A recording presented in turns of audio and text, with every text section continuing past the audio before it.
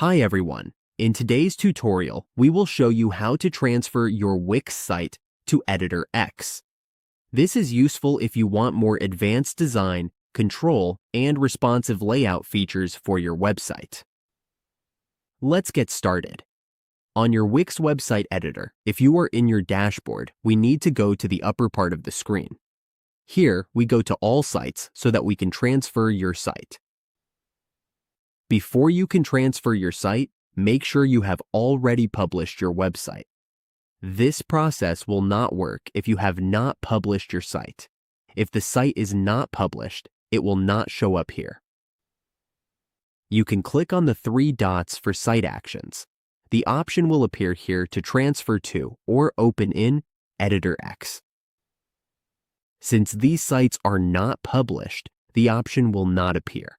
But if you have a site that is already published, you can open it or transfer it to Editor X by clicking the three dots, and the option will appear here to open or transfer to Editor X. And that is how we transfer a Wix site to Editor X. With this upgrade, we can now take advantage of more flexible design tools and create a more professional-looking website,